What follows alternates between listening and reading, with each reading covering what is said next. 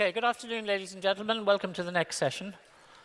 As some of you who work in hybrid warfare will know, a key skill is learning how to write headlines that will attract retweets. And whoever designed this system, this particular session, understood that, because we have the kind of title that people would want to retweet. Terminator meets Asimov. The session, in fact, is about the implications of information technology for society and our freedom.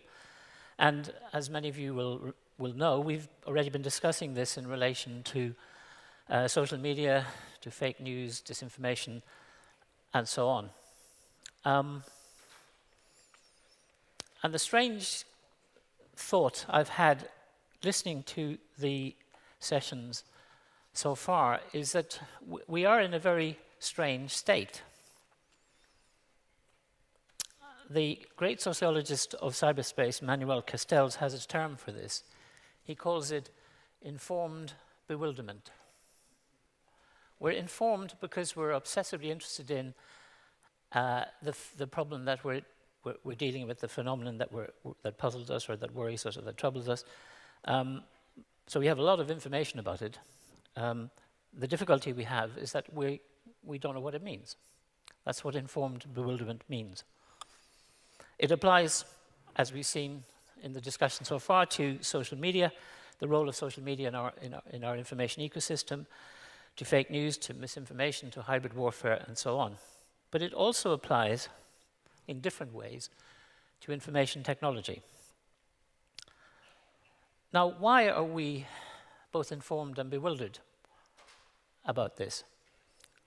I think the main explanation comes to our mass media, what we sometimes call mainstream media, for various reasons. The first thing is that if you're a reader of, or a viewer of, or a listener to mainstream media, what you're actually engaged in is what the sociologist Michael Mann called the sociology of the last 5 minutes.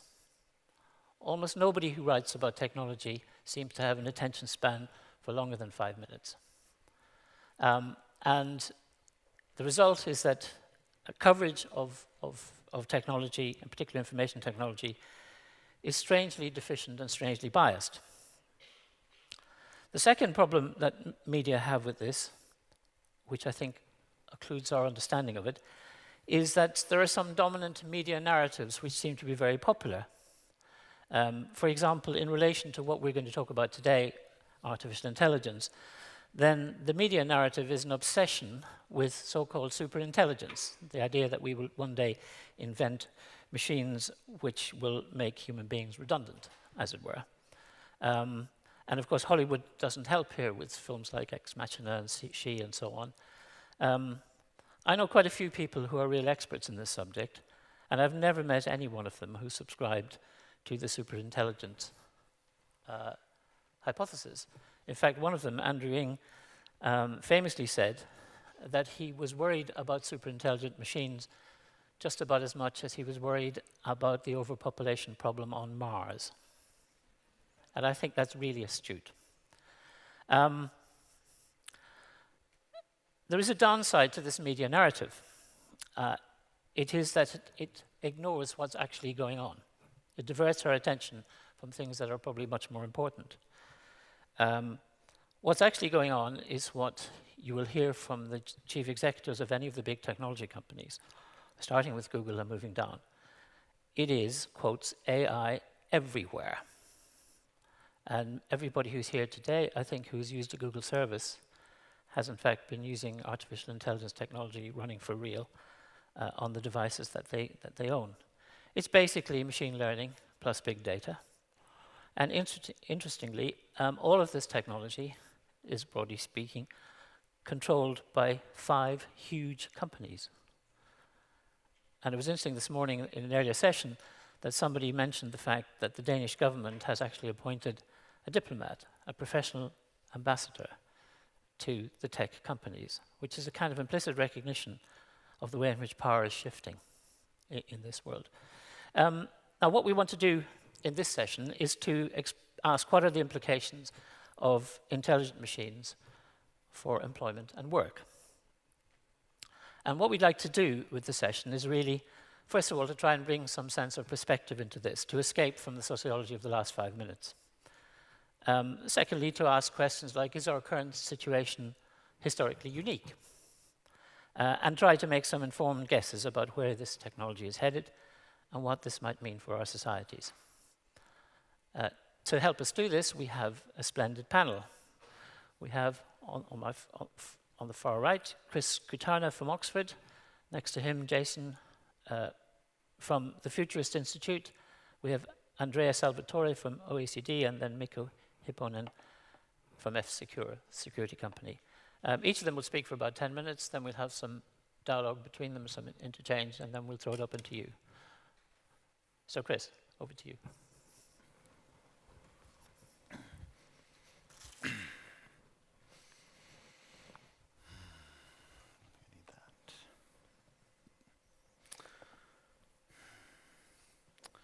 Good afternoon.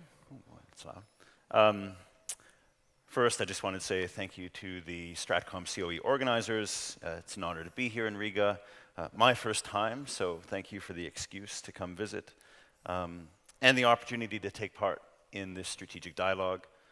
It's also an honor to sit on your panel, Professor Naughton, and to share the stage with so distinguished panelists.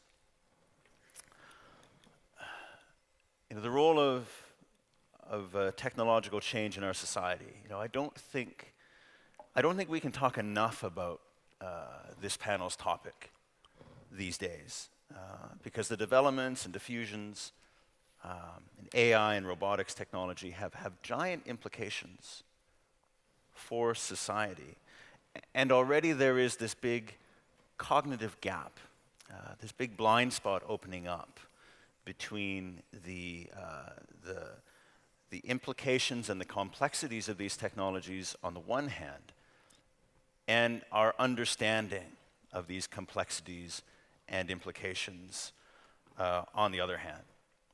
And that blind spot is only going to get bigger, because right now it's one thing that's pretty clear is that we are investing far more resources into the question, how do we make these technologies more powerful, than we are into the question of you know, how do we understand their implications, their risks, how do we make these technologies safer. So well done, all of us, to have this conversation. And there are many things I want to say in my remarks, and I wrote them all down, and then I tested myself to see if I could say them all in 10 minutes. I failed abysmally. So, you know, and for those of you who have spent any time in Oxford, you know that, I mean, academics can't say anything meaningful in 10 minutes. I mean, we can barely finish an opening joke in 10 minutes, actually. But so I thought I would use my brief remarks, and following on Professor Naughton's suggestion, to sort of step back from this tyranny of the last 5 minutes and to offer some historical perspective to the conversation that we are about to have here in this room. Because this is not the first time in human history that technology has threatened to run away from our understanding of it, from society's ability to make sense of it and to harness it. In fact, I can think of at least 3 similar moments in the last 250 years alone. And what I want to submit to all of us here is that if we want to cover this growing blind spot, if we want to gain a better understanding of how, say, AI is going to impact us and how society is going to adapt, then in addition to looking forward, we also need to look backward to history. History rarely offers us the answers, but it often does remind us of the questions that we need to ask ourselves. So the 3 previous moments of technological change that I'm thinking of are the Industrial Revolution in the 1700s and 1800s, the advent of mass manufacturing from sort of about 1870 until the until World War I, and then the advent of computing in the 1950s and 60s, and the switch from analog to digital that in fact is carrying forward right up into the present. And from these three cases, we can start to see the general pattern of how the adoption of important new technologies plays out in society. First, there's a phase of overwhelm, of informed bewilderment. I wrote that down because I think that's great. Of overwhelm as these new complexities emerge, but we don't yet have good systems to handle them. So we get all these blind spots. You know, sometimes in public discourse, we might even get a bit hysterical. So we have this overwhelm. And then second, we quite deliberately reach a new, higher level of abstraction, a higher level of thinking, really, to handle these new complexities and make the technology something that is a part of, rather than an opponent to how society functions. And I'll say more about this abstraction in a moment. But third, we diffuse. So having gone from overwhelm to abstraction, then we diffuse, we distribute that new abstraction, and in the process turn this bewilderment into a more manageable situation and turn the technology into a more manageable tool. Now, because I've only got 5 minutes left, I'm glossing over a lot of chaos and destruction, don't get me wrong, but that's the general pattern: overwhelm, abstraction, diffusion, that does emerge pretty clearly. So, for example, take the second of my three historical cases, which is this advent of mass manufacturing from the 1870s, enabled in large part at the time by oil, electricity, steel. And since in the brief I was also asked to bring the perspective of politics and business to this conversation, let me look at the case of mass manufacturing from a business perspective. Go back about 150 years from today. One of the overwhelming complexities, one of the bewilderments from a business perspective was that mass manufacturing generated too much money. It was a real problem. Suddenly, businesses had huge assets, huge liabilities, huge cash flows, relative to the comparatively craft economy and industries that had existed before. So much money that accountants didn't know what to do with it. Right? So stage one, there was this overwhelm. And then two, abstraction. So the story goes that one industrialist, his name was John Wharton, he went to his friend, the president of the University of Pennsylvania, in the 1870s and said, here's $100K. Build me a better accountant. And as all university presidents do, he took the money and he said, okay, we can do that. And he put some accountants in a room, and economists, and physicists, and philosophers in a room together, and they came up with a whole new discipline called finance, to ask and research all these questions that were emerging as businesses tried to make this shift from manufacturing and selling objects in the hundreds to doing the same thing in the millions. And from there came the first business school, and today, business schools are a part of most universities in the world. Likewise, the first of my historical cases, the Industrial Revolution, also gave rise to a new discipline: engineering. And the first engineering school, the École Polytechnique in Paris, in the 1780s. And the computing revolution gave rise to the new discipline of computer science and the first school of computer science at Stanford. So we have engineering, finance, computer science. We would not be able to manage modern society without these three disciplines. We would not get by without them. and each emerged as a new abstraction in response to a technology that was, at that moment, spreading through society. Technologies that were presenting complexities and problems we simply did not have the thought structures to conceive properly, let alone solve. And each time, forming this new discipline meant bringing together those who were on the front line of working with the technology, of pushing the technology, those who were dealing with its implications and repercussions, and interestingly, philosophers. You know, all this stuff that we're doing, how should we think about it? That is fundamentally what philosophers do, is study those questions. So from bewilderment to abstraction, you know, from confusion and complexity to a research agenda and a discipline with certain principles and practices, that is the process that we are going through right now. So today, you know, we have these headlines: machine learning, AI, algorithms, data sciences, data privacy, security, cybersecurity, drones, the future of work. We have all these complexities in our headspace right now, all these vague questions and fears, and just like engineering or finance or computer science, over the coming years, we too are going to resolve the confusions of this technological change into a new discipline. I think it will be called autonomy sciences, the science of autonomy, in part because I think that's sexy and we can get research funding for good, sexy disciplines. That's something we all know in academia. But as this new discipline spreads, it's going to help us move past the vague questions and fears, like, will the robots take over? And on to more mature research questions, like, how does machine autonomy differ from human autonomy? Which strands of machine research augment and which strands threaten human autonomy?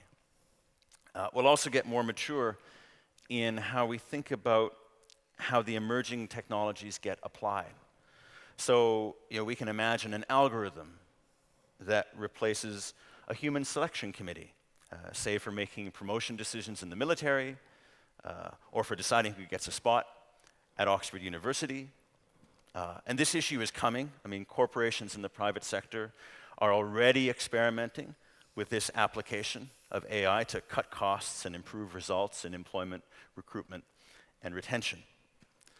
But right now, we only have the tools for very simple debates about this kind of application. Love it or hate it. I suspect most of us here hate the idea. But within our new discipline of autonomy sciences, we'll get pretty deep into this issue.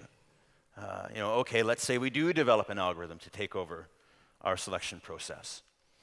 Which values ought to be embedded in that algorithm? Fairness? All right, here are 3 different conceptions of fair toward which we could direct the algorithm. Right? Which one reflects our institutional notion of fairness? Right? Equality? All right, here are 7 different conceptions of an equal outcome that we could encode. Which one is compatible with our institutional notion of equality, or merit, or seniority, and so on. So through the discipline of the sciences, we're actually going to take a lot of things that we do now and make them more explicit for ourselves, in a way actually augment our autonomy rather than hand it over to the machines. So I'm broadly optimistic about the emerging role of AI and robotics in society. Maybe optimistic is the wrong word. I see the process by which we are going to adapt to this emerging technology. And it's a process that stretches, it grows our cognitive capacity to handle more complex tools. And B, it's a process that will employ more philosophers, both of which I think are fundamentally good things. And with that as some broad background, I look forward to diving with all of you into the details that bewilder us. So thank you.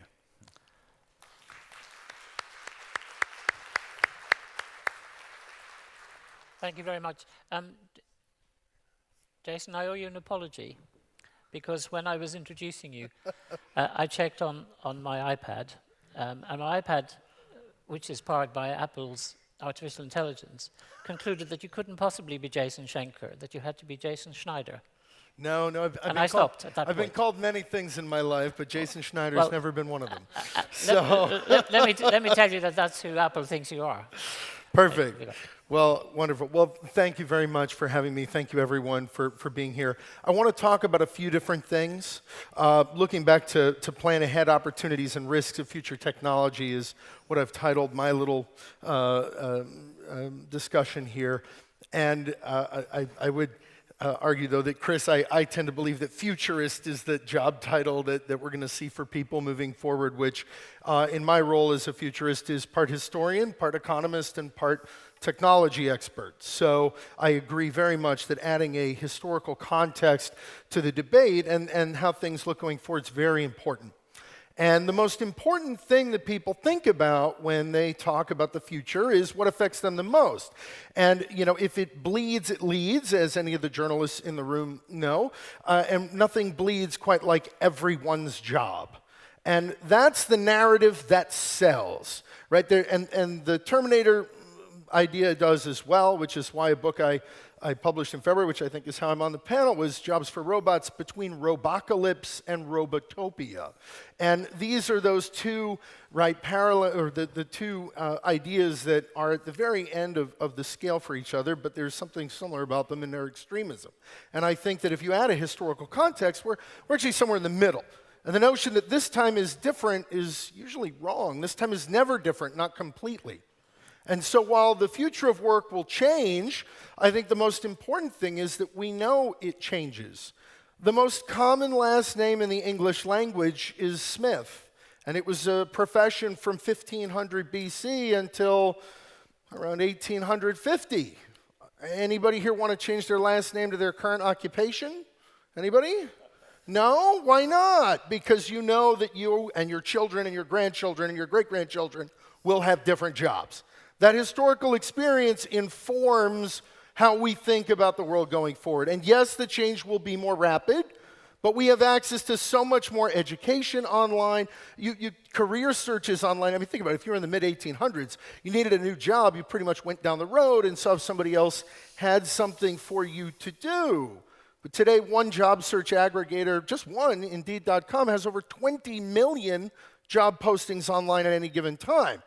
It's a lot different than a time when not every town had a newspaper and you just kind of went somewhere hoping, right? And as for retraining, what were you going to do? Join another guild that also would potentially be wiped away by the Industrial Revolution, right? So this time is never different.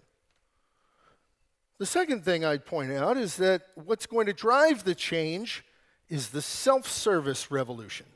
People want stuff now, and maybe it's because I'm an American and consumption is 60 to 70% of our GDP, and we consume and we want stuff now, but that's what's driving this change. And some of this is good, right? And I'll give you an example. Kioskification is what people talk about. This is a kiosk that serves cupcakes in Austin, and it's a very last-mile solution, supply chain-y kind of thing. You see there's a robotic arm. It serves you your cupcake. Now, the cupcakes are handmade. So in theory, if there's more cupcakes, this is a 24-hour thing, so anytime you want cupcakes, you can go get them. But in theory, this should create more demand for people to actually make the handmade cupcakes. And if you work at a place where you hand make cupcakes, I'm assuming that you like to hand make them, but you don't necessarily need to sell every one. Now, while this is a good kind of kiosk, this one's a bit more problematic. Now, the one in Austin here, the unemployment rate in Austin is 3.2%. But I took this picture last summer in Barcelona, Spain, where youth unemployment was over 40%, and unemployment in general was over 20%. So high unemployment does not prevent robots from taking jobs. The two things, big secret, I'm sure, that will determine whether we face a future robocalypse or robotopia are tax policy and education. Now, another example of a self-service sort of thing, this is a Lobot, so Lowe's is a kind of store where you buy things for your house. Tile, nails, hammers, whatever. It's in the US. And this robot will take you to your stuff. And that's a self-servicey thing.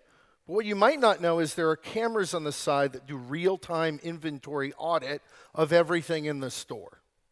And I don't know if there are too many accountants in this audience. I wager fewer than normal. But it's not a good use of your time as an accountant to be literally counting cords of wood. This is not a great use of your time. You did a bachelor's, probably a master's of accounting. You're working towards your CPA degree, and you're literally counting boxes of nails. You don't need to be doing that. So a lot of the other automation we see is to not only provide self-service, but to push us up a ladder of human capital. We're moving to an intellectual capital economy, and automation and robotics and AI will help that. Unless you're spending every minute of your life at your highest billable hour rate, at your highest education level, then robots and AI are going to push you up that ladder so that you spend as much time as possible working at the top end of your degree and education and skill set. Now, e-commerce is still at relatively low levels. In the US, it's 8.5% of retail sales. Most people I ask think it's 20 or 30. And the question is, how many robots are we going to need when it is 20 or 30? In the US right now, all day long, people are driving into my neighborhood dropping off packages. Parcel shippers, postal service, random people in cars just dropping stuff off, and that's at 8.5. When we're at 17, you know how many robots we're going to need? We're going to need all the robots, right? And some of them are going to be self-driving cars. And these things are coming. I was in one in September. I can't say much more than that, but they're ready. I would have bought one. It was better than riding around with my in-laws. And, you know, they're ready. They're coming, and they're going to be dropping packages off at your houses. Because the biggest technological challenge for the next 20 years are what we call last-mile issues. How do we get the stuff that you want right now to you right now? Drones, flying drones, drones on the ground, self-driving cars, everything will be about meeting consumer demands and fulfilling the promise of the self-service revolution. And yes, jobs are at risk. Of the top 15 categories of jobs in the US, truck drivers are on the list. But of the jobs we need and the new jobs going forward, a plurality of these are in healthcare. It's going to be a very long time before robots are performing the jobs of home health aides and registered nurses. Those jobs are where we need people. There's not a great human capital, intellectual capital value add of driving from point A to point B and just trying not to get in an accident. A box can do that. That's okay. Physically taking care of sick people is not something that a box can do for you. But at the end of the day, the biggest driving force will be education. This is from a report that was released in December 2016 from the Office of the US President. The share of jobs that were highly automatable, if you didn't have a high school diploma, 44% of them were highly automatable. If you had a trade school certificate, it's only 8%, bachelor's degree, 1%, and if your job requires a graduate degree, it's 0%. Of course, as with that robot that does real-time inventory, you want to make sure you're spending as much time as possible doing the jobs that actually require your education and skill set. And that's our greatest weapon against a robocalypse. It's a green room. Not a green screen room, which is what people think of when I say a green room, but this is a green room. And I've been in a lot of interesting ones. I've shared them with various politicians and CEOs and the like, but this one is the most inspiring one I've ever been in. It's at the University of Texas at Austin, one of the biggest universities in the United States. Used to be a classroom, and now it's where professors put on makeup before they go on stage in front of a 3-camera shot. Online education offers the promise and the opportunity eventually, as more universities do it, this industry, which is a guild, will be disrupted and costs will be pushed down. As you see more education moving online, you're going to see the potential to retrain quickly. And that's what we need. We need an educated population that can retrain and get new skills more rapidly than ever before, because while the change won't be as tectonic, as cataclysmic as what happened in the Industrial Revolution, it will be more frequent and more rapid. Massive online courses, those are also contributing to the potential that we see forward, and this is also the reason that I myself founded the Futurist Institute. Now, against this backdrop and potential for robotopia and a weapon against robocalypse, there is one politician that has set us on a very dangerous course and threatens robocalypse. And I know we're all thinking of the same person. It's Otto von Bismarck. That's right, I know you were thinking of Otto. This picture comes from the US Social Security Administration website. No joke, it's from a US website. And Otto is credited as being the grandfather of US Social Security and entitlements. Yes, Prussian monarchist in full regalia, this guy is who's responsible for entitlements. But here's the deal. When Otto implemented the first type of entitlement system, something that looked like Social Security in the late 1880s, to quash an ascending and relatively new socialist party in Germany, there was a trick, right? Because Otto was the chancellor of Eisen and Blut, of iron and blood, not of unicorns and rainbows. And so the deal is the average age of life expectancy, well, the average age of benefits was 70, and life expectancy in 1880s Germany was 40. So there's a 30-year spread between when you die and then when you get the benefits, right? Otto's a smart guy, iron and blood, right? So this is the deal.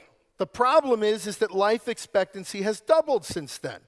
And you'll also notice that while life expectancy went from 40 to 80, benefits of entitlements didn't go from 70 to 140, right?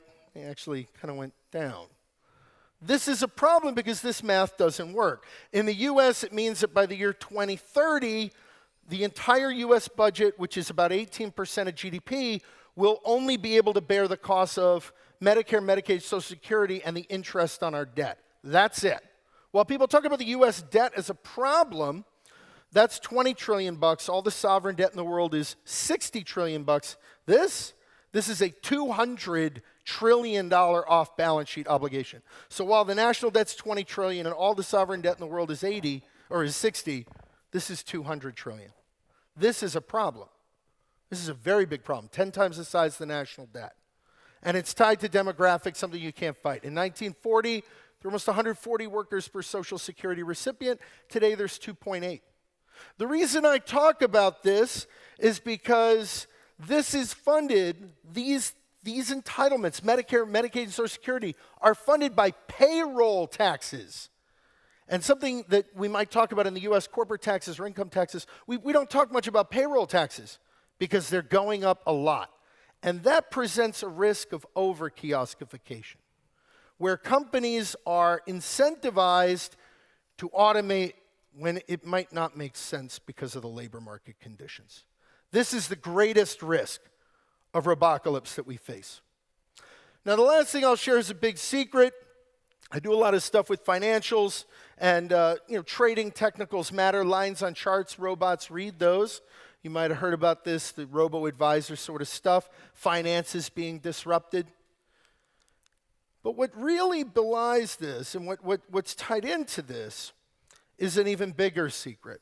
This poster I saw hanging last year in the middle of the summer in July in Texas. We believe mutual funds should be managed by humans, not robots. This alludes to that disruption. It alludes to the future of work and to robots. And when you think of future technology in Texas, I'm sure that you think of Amarillo, because that's where this was hanging. Everyone knows. Everyone knows. This is so important, this kind of disruption. We're here, we're thinking about this. We have to come up with some viable thoughts about where we're going in terms of education and tax policy. And, it's today on the walk over here, I walked by the Museum of the Occupation of Latvia, and I was reminded of how important it is that I'm here speaking to you in Riga, in English, to NATO. Because the argument out there, the competing ideology against better tax policy and education is something called universal basic income. This is free money for everyone. It doesn't work, which is why we're here speaking English at NATO, right? But that doesn't mean it's not an attractive ideology, and we might not have seen the end of it.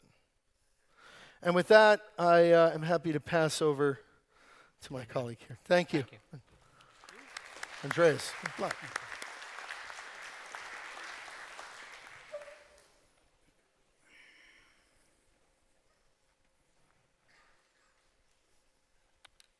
Okay, well, let me start by thanking the organizers for giving me the opportunity to contribute to this discussion. Well, first things first, let me start from the title of this session. I don't know about you, but when I read the title Terminator meets Asimov, I think of Asimov as a good guy, the guy who represents the optimistic view of the future.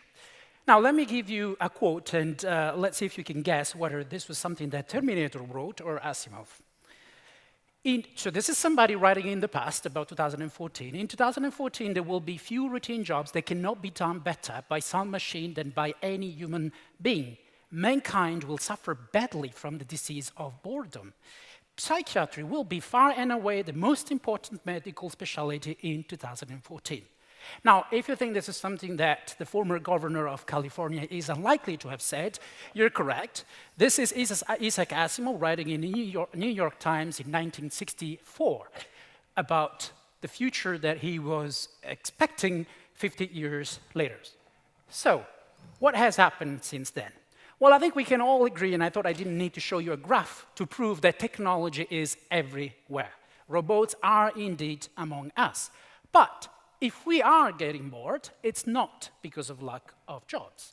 In fact, if you look at employment rates and employment levels in almost every advanced country, employment has never been higher historically. There are some exceptions, and actually notably the US is one of this, but even in the US the unemployment rate is extremely low, and most of the decline in employment participation is explained by social demographic factors. But overall, in advanced countries, employment rates are at historically high levels when, of course, technology diffusion has never been more prominent before. So a lot has changed since 1964. But one thing has not changed. We do continue to predict a jobless future. And every time, as actually he just said, every time people say this time is different.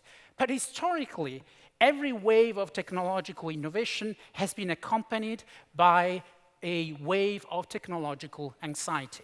And in fact, you can go back as far as the 1500s and find an episode in which Queen Elizabeth I actually denied a patent for a knitting machine because she was concerned that that machine would deprive her subject of employment and make them beggars. So we're talking about the 1500s. But historically, we have learned a lot of lessons. Every time is different. We have to keep that in mind. But also, there are some things that have happened and that we can keep in mind when we look at the present. So historically, new technology does cause disruptions to specific sectors and occupations, or jobs are replaced and destroyed. But higher productivity, and I guess that's the too much money that Chris was talking about in his talk. Higher productivity means higher incomes, more consumption, and overall aggregate employment growth. So technology is the lesson from history, changes jobs, changes the nature and the type of jobs that we do, but historically does not lead to loss of employment. And in fact, so I would say we are not surprised to see that actually this is what we see happening right now.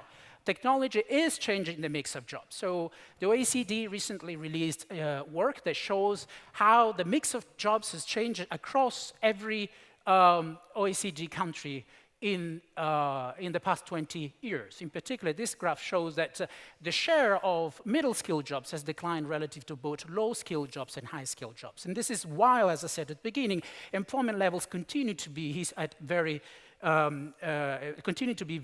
high level by historical standards. So work is changing. It's not declining. Work is changing.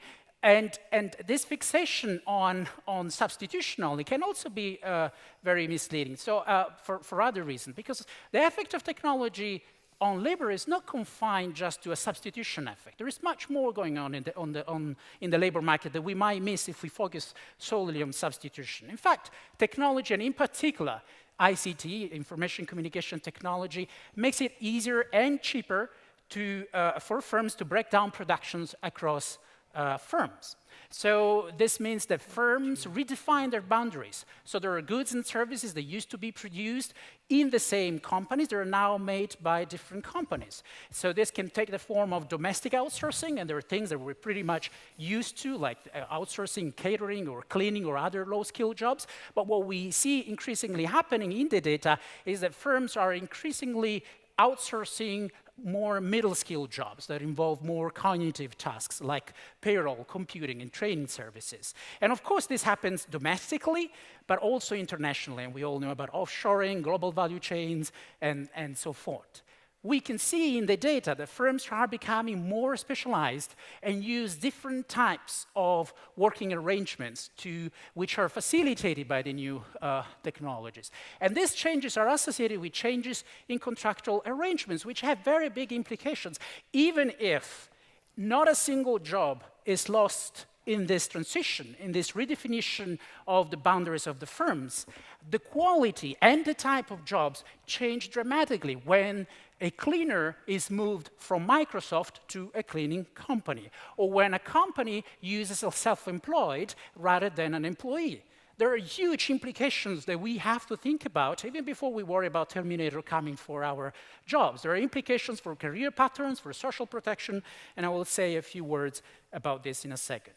So even if Terminator is not coming after our jobs, we have huge, big policy challenges. I will focus very briefly on two topics: skills and social protection. Now, for skills, let me just mention two of the several challenges that we could think of. First, education systems must provide ICT skills. Now, this sounds like an obvious thing to say. I can see that.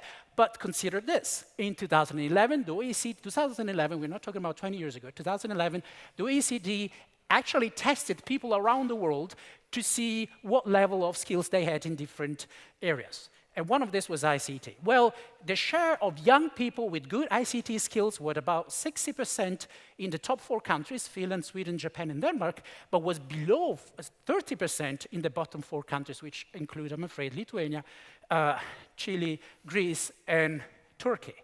So there is a lot of room for improvement, for policy to intervene in the education systems and make sure that people are equipped with the skills to fare well in the labor market. But then, of course, people leave education. And we're just saying that they end up in a world that is ever-changing. In fact, maybe change is accelerating. So how do they deal with that? Well, we need training and retraining. And here we have the biggest challenge of all, that the people who are most likely to be affected by the ongoing changes, who are the low and middle-skilled workers, are also, we know from the data, the least likely to receive training.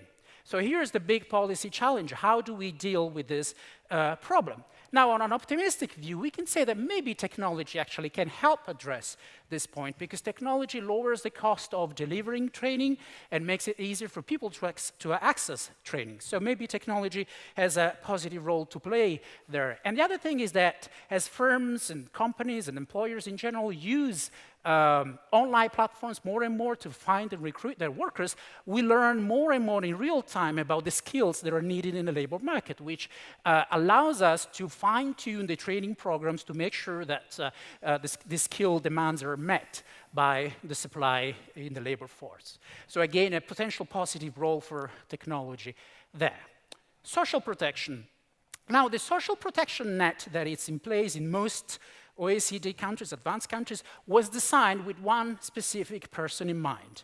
And that was generally a male full-time permanent employee.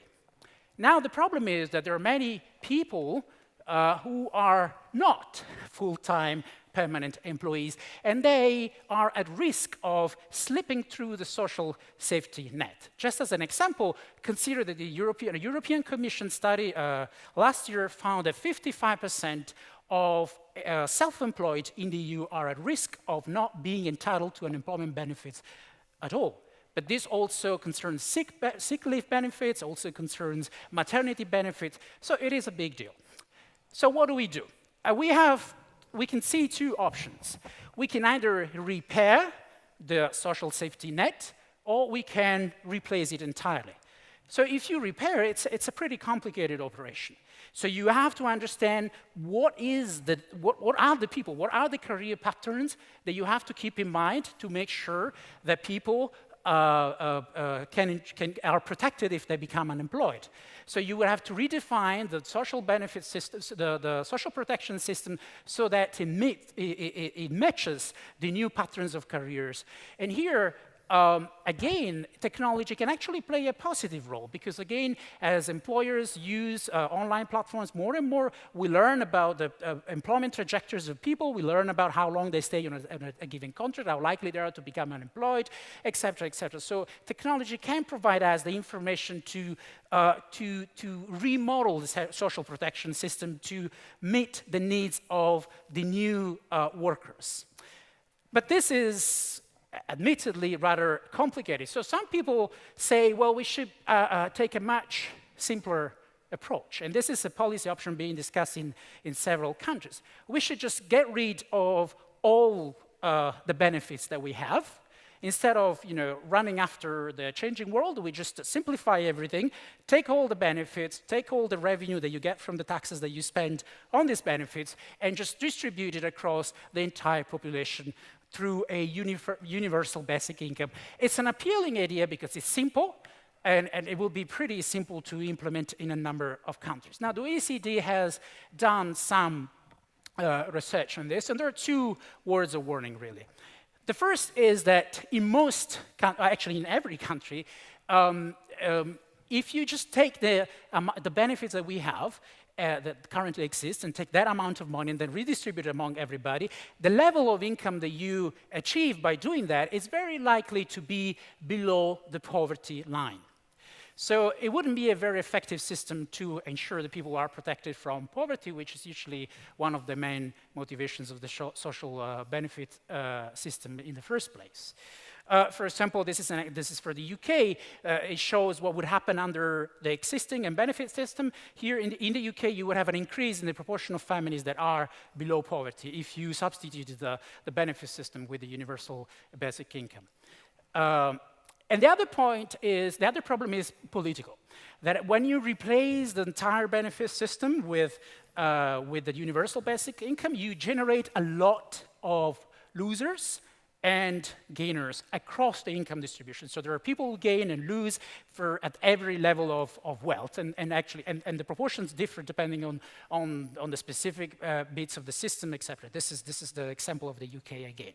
But a very simple point to make here is that when you implement something like this and you have a lot of losers, then this is really difficult to actually be realized because of the political oppositions that you are likely to encounter. So let me just conclude by being the Asimov type of guy on a slightly positive note.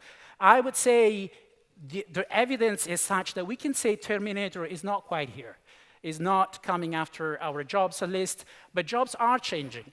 And this poses very important policy challenges. But on the positive note, we can say that while technology is also driving this process, technology can also be part of the solution.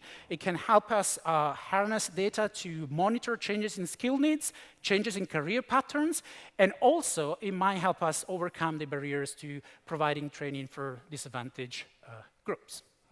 And with that, I conclude.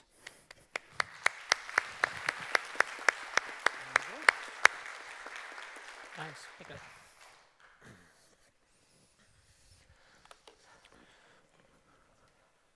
Thank you.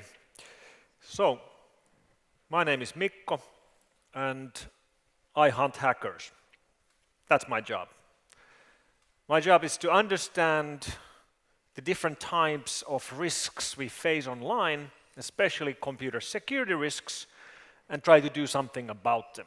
And I've been doing this for the last, 26 years now.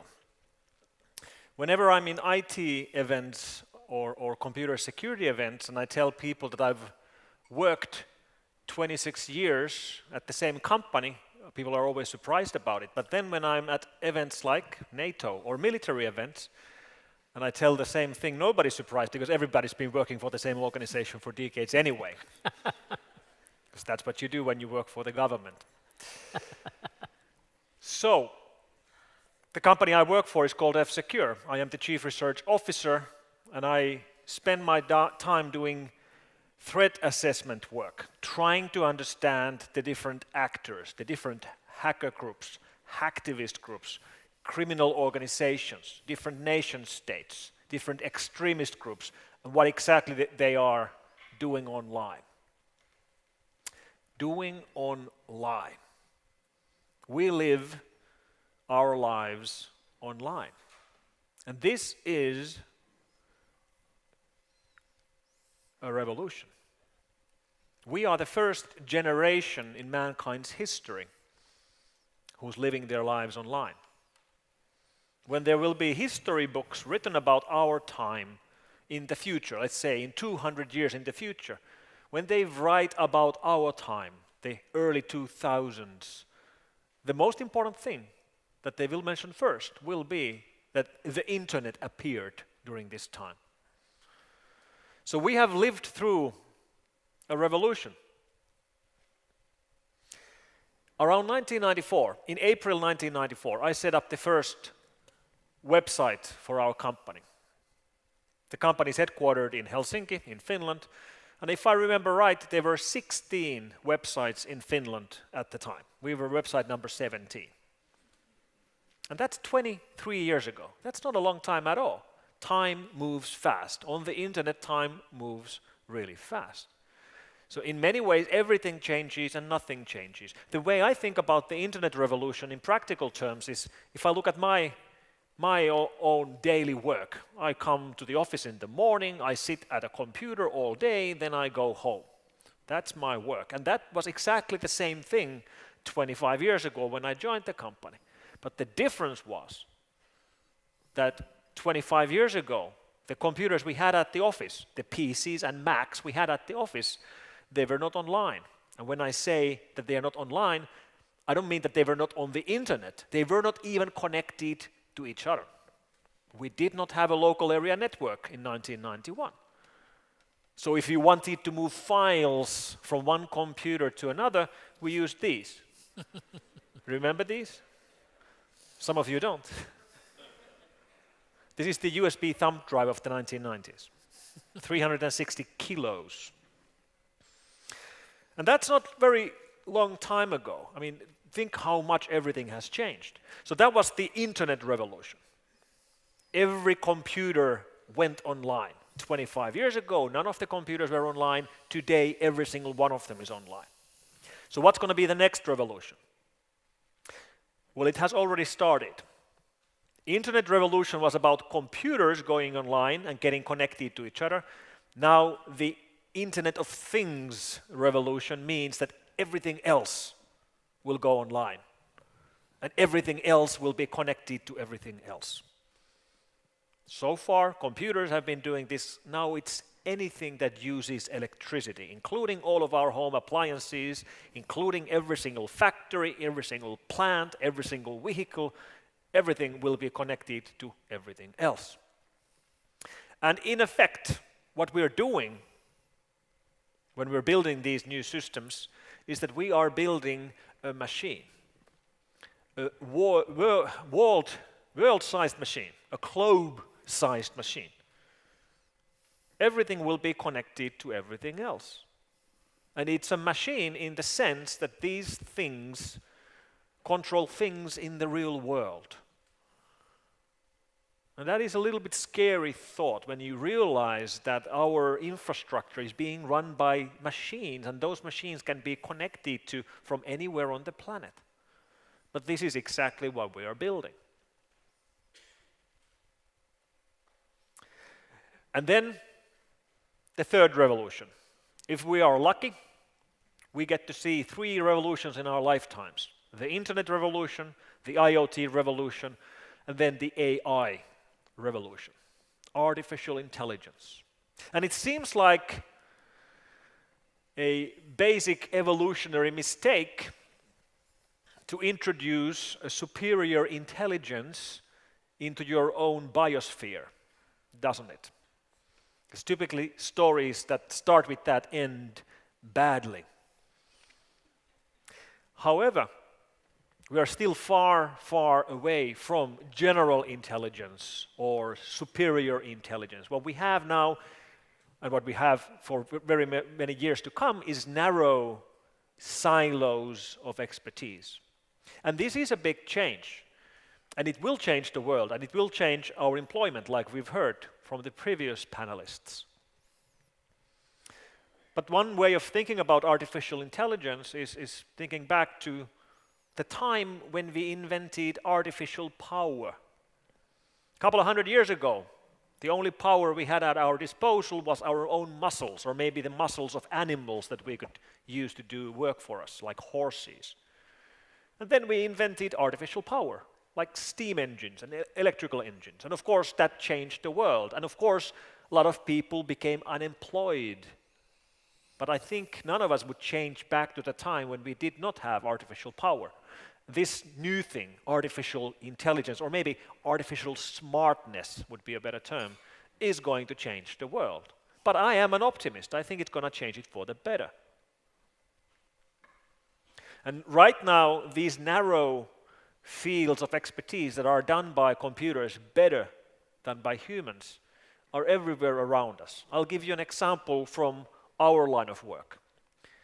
At F-Secure, we run virus labs, several virus labs in different parts of the world. The closest from here would be our labs in Helsinki. And in those labs, on a typical day, we handle 650,000 malware samples. So for example, last week we handled one sample called Petya, which you might have heard about. And we handle 650,000 cases like that every single day. And of course, work like that at that scale cannot be done by humans. We used to do it manually. We used to have analysts who would take every single sample and would reverse engineer the code, read it through, and then make the decision whether it's a good program or a bad program. Today, we do this in an automated fashion. We collect these samples automatically. We throw them at different virtualized and simulated environments. We let simulated users use the applications. And then we collect all the data out of that, and then a learning machine makes the decision. Is this a bad program, or is this a good program? We've been doing this for years. We started this actually around 7 or 8 years ago.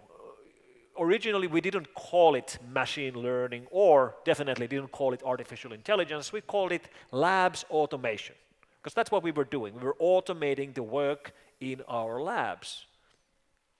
Now, of course, we still have tons of analysts and people who are able to do analysis of malicious programs, but they spend most of their time not analyzing samples by themselves, but by perfecting the system, teaching the system to learn better, to make better decisions, because this is the only way we can work at this scale. And I believe that the artificial intelligence revolution will begin from programs that can program. Right now, if you need a software program, you have to hire a programmer, a human being who writes the program. But it doesn't have to be that way. You can actually write a program which writes a program. I've actually done that. Years ago, I wrote a program which wrote programs. Granted, the programs really, really sucked, but they were programs. And you can do the thought experiment where, if we were able to create perfect a programming program, at some stage it becomes good enough that it's almost as good as a human being. And of course, since it's a programming program, it can make itself better. It can program itself. So when it starts reaching the level of human programmers, and when it bypasses human programmers, it's going to skyrocket. In 10 seconds, it has created 1 million new, ever better versions of itself. In 10 minutes, it's gone way beyond anything we could ever understand. And when you combine that idea, a self-programming, superior program, with the idea of this world-sized machine, we end up with, again, pretty scary scenario. A scenario where a superior intelligence can control the world around us because we've built this world-sized machine. So indeed, we've seen different revolutions and we will continue seeing them. And if we are going to take the step of becoming the second most intelligent being on the planet, we have to be very careful on how we cross that line, because we only get one chance of crossing that line. We can't go back and try again. And what worries me about that moment, which is probably still decades in the future, but what worries me about it is that we right now seem to be in a race where several massively large companies want to be the first to create artificial intelligence. IBM wants to be the first. Google wants to be the first. Facebook wants to be the first. Apple wants to be the first. And when you are in a race, what you don't do is that you stop and think carefully about how you do this. You are in a race. And this is one of the problems we have to solve if we want to cross the line safely and securely. And we must cross the line safely and securely. Thank you very much.